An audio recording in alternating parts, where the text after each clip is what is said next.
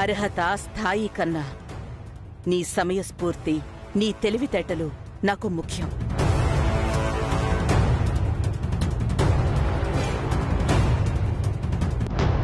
నేనెవరో నా గురించి ఏ వివరాలు తెలియకుండా మీరు నన్ను అభిమానించారు. తెలిసి తెలియక ఎన్నో తప్పులు చేసినా క్షమించి ఇంట్లో ఉండే అవకాశం ఇచ్చారు.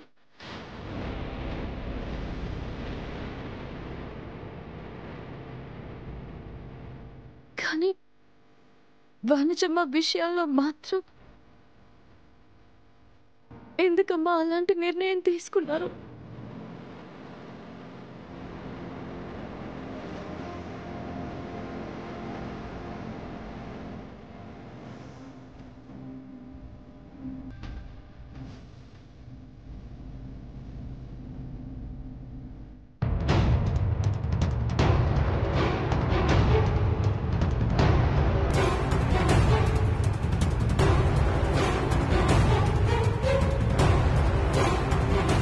దానికి కారణం వనజ చెప్పిన అబద్ధం, చదువు లేకపోవటం.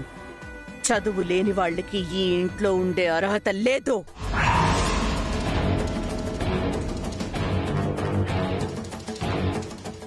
అందుకే మేం కూడా ఇక్కడి నుంచి వెళ్ళిపోవాలని డిసైడ్ అయ్యాం మేడం.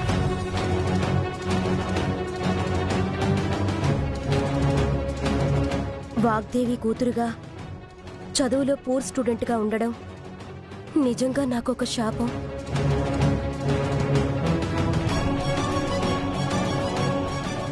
మీరనుకున్న స్థాయికి నేను చదువులో ఎదగలేదు కాబట్టి నేను కూడా ఇక్కడి నుండి వెళ్ళిపోతాను మేడం.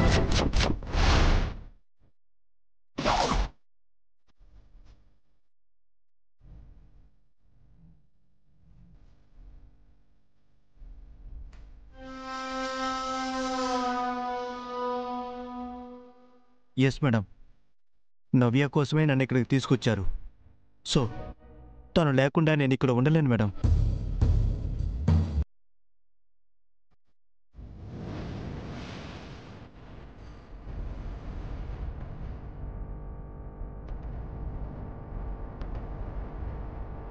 జ్ఞానానికి చదువుకి సంబంధం పెట్టిన నువ్వు నా గురించి మాత్రం ఎలా మర్చిపోతావు వాగ్దేవి?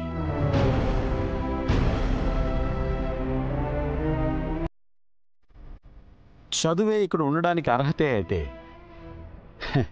అందరికన్నా ముందు వెళ్లాల్సింది నేను. అందుకే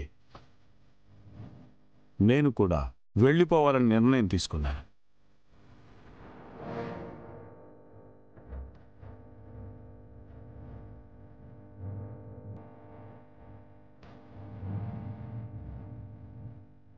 నీ దృష్టిలో కొలమానమైన చదువు వల్ల నీతో పాటు ఈ ఇంట్లో మిగిలేది ఇద్దరు మాత్రమే.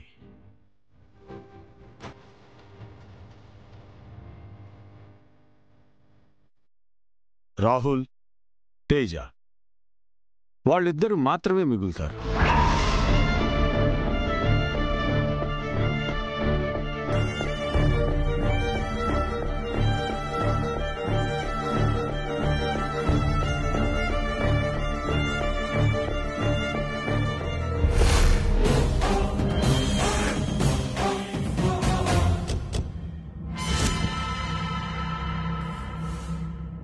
వాగ్దేవి, నేను నీ మాటని ఏ రోజు కాదనలేదు. ఈరోజు మాత్రం ఎందుకు నీ నిర్ణయాన్ని ధిక్కరించాలి? అందుకే నేను కూడా వాళ్లతో పాటే వెళ్ళిపోతానమ్మా. ఏమైంది మీకు? ఎందుకిలా పిచ్చి పట్టినట్టు మాట్లాడుతున్నారు?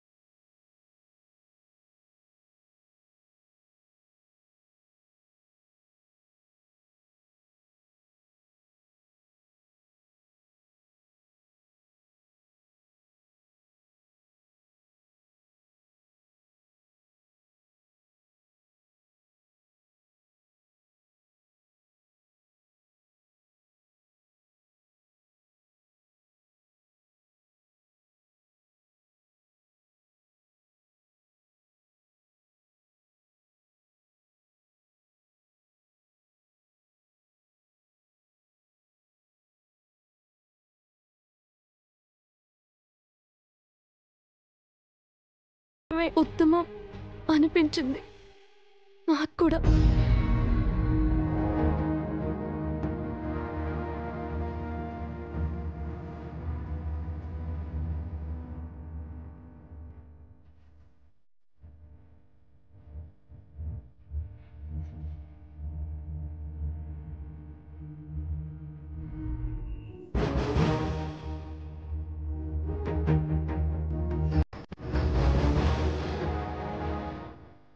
నా కోసం ఆలోచించేవాళ్లే అయితే నాతోనే ఉండాలి గాని ఇలా దూరమవ్వడమేంటి?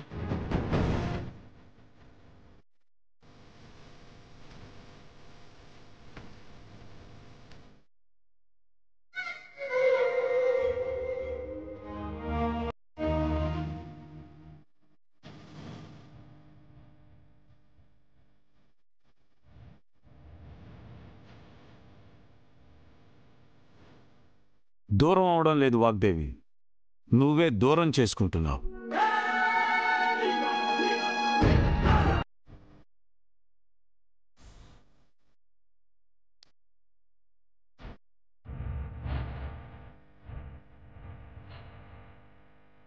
వనజ చేసింది తప్పే, కాదని ఎవ్వరూ అనడం లేదు. ఒక ఉపాధ్యాయురాలుగా విద్యార్థి తప్పు చేస్తే దండించే హక్కు నీకుంది. కానీ ఇలా భవిష్యత్తే లేకుండా చేయకూడదు కదా.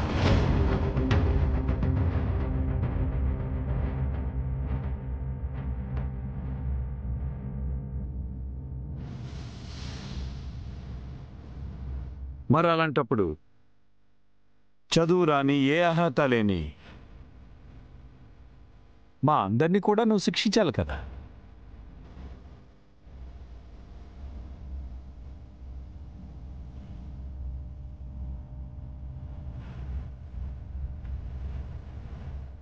మమ్మల్ని క్షమించిన నువ్వు వనజ చేసిన తప్పుని సహృదయంతో క్షమించలేవా?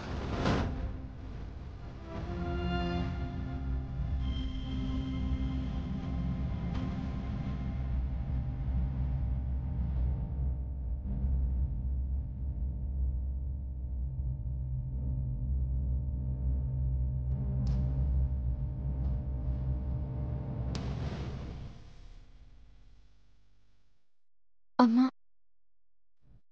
ఒక విద్యావేత్తగా, సమాజం గౌరవించే మనిషిగా మీ గొప్పతనాన్ని నలుగురు చెబితే వినగలమే గాని ఈ ఇంటి కోడల్ని కాపురానికి దూరం చేసిందని మా వాగ్దేవమ్మ గురించి అందరూ చెబితే మాత్రం మేం వినలేమమ్మా.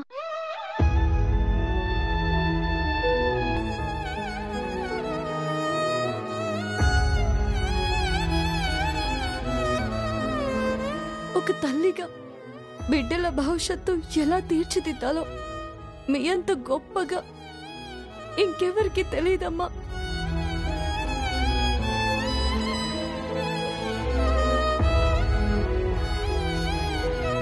కానీ ఒక తల్లికి దూరంగా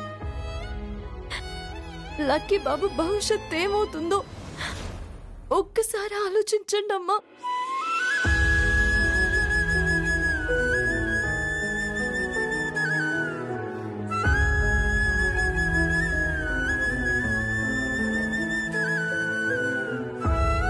మీరు చేసిందే శాసనం, మీరు తీసుకున్నదే నిర్ణయం అని నమ్మి బ్రతికే మనుషులమమ్మా మేము. కానీ ఆ నిర్ణయం వల్ల అక్కడ వనజం ఏదైనా అఘాయిత్యం చేసుకుంటే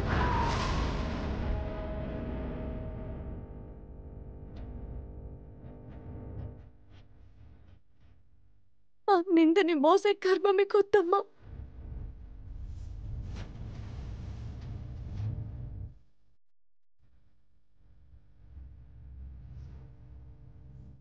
అమ్మా, మంచి చెడులు మీరు చెబితే నేర్చుకోవడమే తప్ప మీకు చెప్పేంత స్థాయి మాకు లేదమ్మా.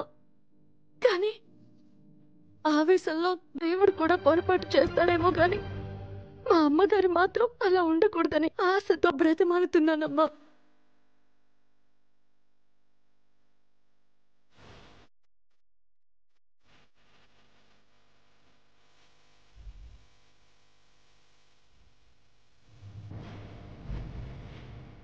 అమ్మా, మన కోసం, మన కుటుంబం కోసం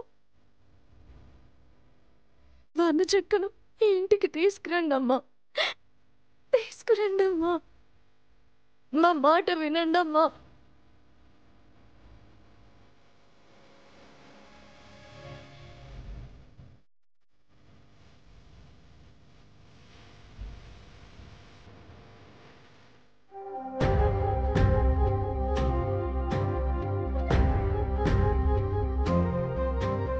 వాగ్దేవి, ఆలోచించుకో.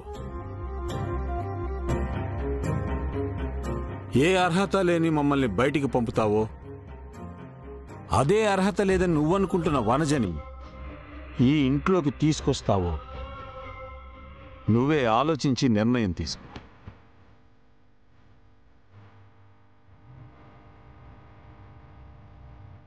మిమ్మల్ని వేడుకుంటున్నాను, దయచేసి వనజక్కని ఇంట్లోకి తీసుకురండి అమ్మా.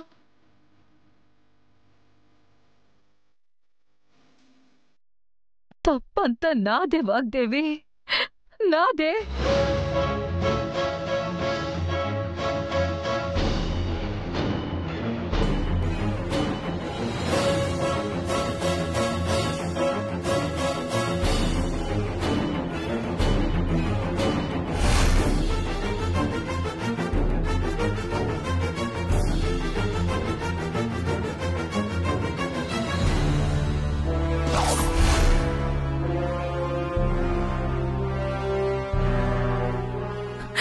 రామ్మా.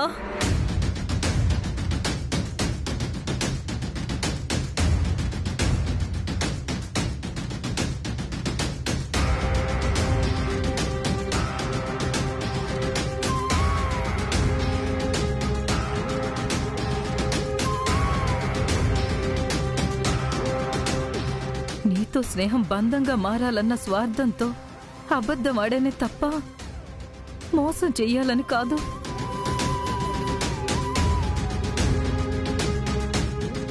నెమ్మదిగా టైం చూసుకుని నీ కాళ్ళు పట్టుకునైనా నిజం చెప్పాలి అనుకున్నాను, కానీ పరిస్థితులు సహకరించలేదు.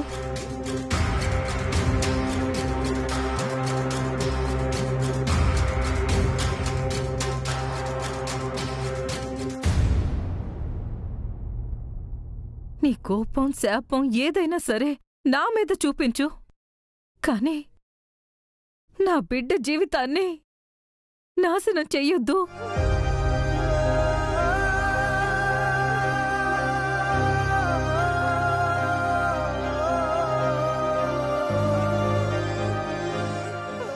కాచాయిని, కూతురి జీవితం కోసం స్వార్థంతో, కుయుక్తితో తల్లిగా గెలిచేవేమో గాని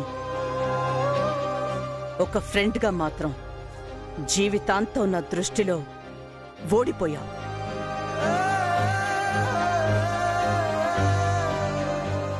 వనజ చేసిన పనికి మీరందరూ చెప్పిన మాటలు నిజమని నాకు అనిపించింది. ఆవేశంలో తీసుకున్న నిర్ణయం కరెక్ట్ కాదని నాకు అనిపిస్తోంది.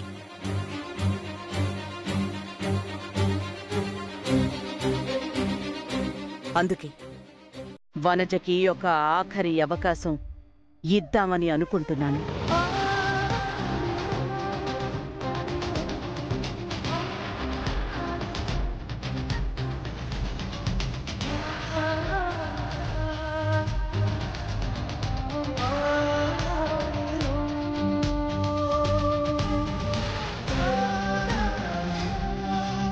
నీ కూతురు నా ఇంట్లోకి రావడానికి నాకు అంగీకారమే. అయితే ఇది నేను నీకోసం ఒప్పుకోలేదు, నా కుటుంబం కోసం ఒప్పుకున్నాను.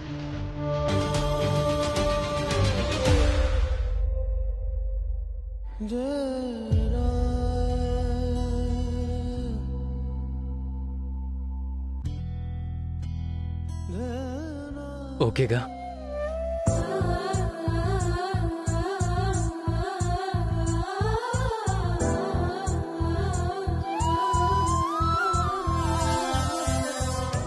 నేను ఇంట్లో ఉండొచ్చా మేడం? ఉండాలి అంటే ఒక కండిషన్కి ఒప్పుకోవాలి.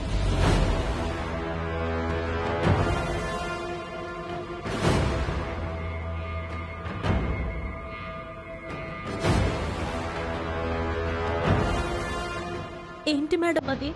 డిగ్రీ ఫస్ట్ క్లాస్లో 90% మార్క్స్తో నువ్వు పాస్ అవ్వాలి.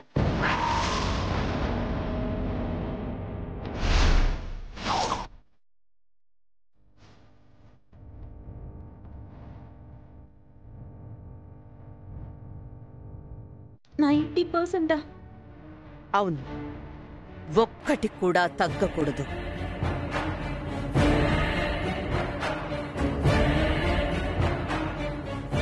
ఏంటి అలా చూస్తున్నా? ఎప్పుడు లేనిది మేడం లైఫ్లో ఫస్ట్ టైం చదువు విషయంలో మోసం చేసినా క్షమించారా? అందుకు సంతోషపడాల్సింది పోయి అలా ఉన్నావేంటి?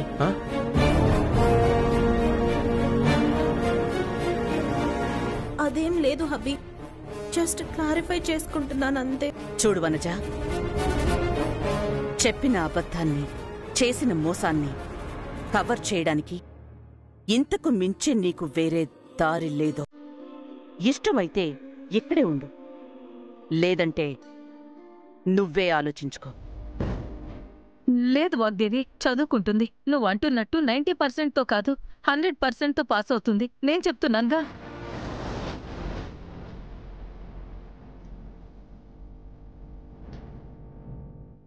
చెప్పు. అవును మేడం, కాన్సంట్రేషన్తో చదివి కన్ఫర్మ్గా మీరు చెప్పినట్టే చేస్తాను మేడం. మాట తప్పితే ఈసారి ఎవ్వరి మాట వినను, గుర్తుపెట్టుకో. సరే మేడం, సరే.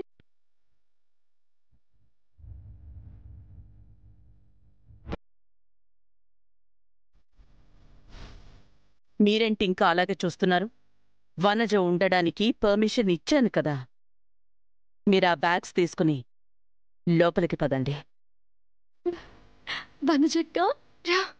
లోపలికి తీసుకెళ్తే తేజ. వదినా రా, వదినా.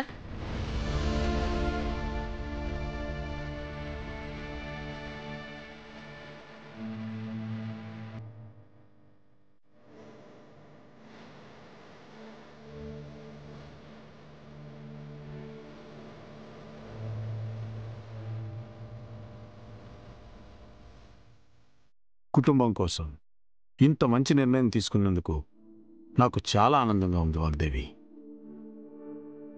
నిన్ను హృదయపూర్వకంగా అభినందిస్తున్నాను.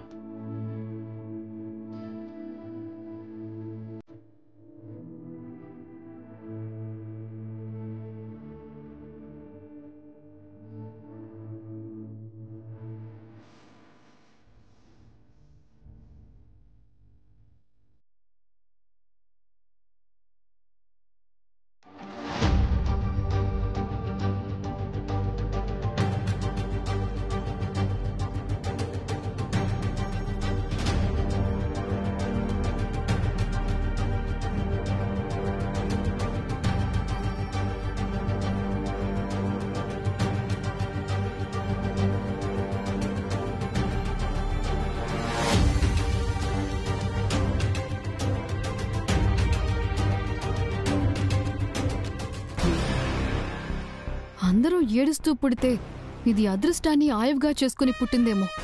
ఛ, ప్లాన్ సక్సెస్ అవుతుందనుకున్న ప్రతిసారి ఆఖరి మినిట్లో ఇలా మిస్ అవుతోంది.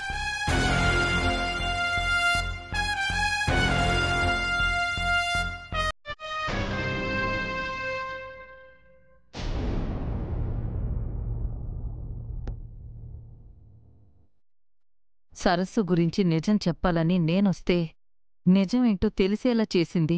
మంచి మనసు, అంతకు మించి మంచి మాట తీరు ఉన్న చాలా గొప్ప మనిషే సరస్సు. నువ్వు బుద్ధిగా మీ అత్తగారు చెప్పినట్టు విను. తింగరి మాటలు, పిచ్చి చేష్టలు తగ్గించు. చీకొట్టిన వాగ్దేవితోనే శబాష్ అనిపించుకో, సరేనా? నేను వెళ్తాను. అమ్మా, వెళ్ళొద్దమ్మా. ఇంకొన్ని రోజులు నాతోనే ఉండొచ్చు కదా. కావాలంటే చెల్లిని కూడా రమ్మంటాను. నేను మీ చెల్లి ఇక్కడే ఉంటే ఇది వాగ్దేవి ఇల్లు అన్నరే, ఖరీదైన సత్రం అంటారు. అది కాదమ్మా, మేడం క్షమించినా ఏ విషయంలో అయినా కోపడతారేమోనని చాలా భయంగా ఉందమ్మా. ఎందుకే భయం? ఏ సమస్య రాకుండా చూసుకోవడానికి సరస్సు ఉంది కదా. నిజంగా ఏ ఇంట్లో అయినా తోడికోడలు అంటే ఈర్ష్య ఉంటుంది. ఈ ఇంట్లో మాత్రం నీకు తోడుగా, తోబుట్టులా కొండంత బలంగా మారిందే.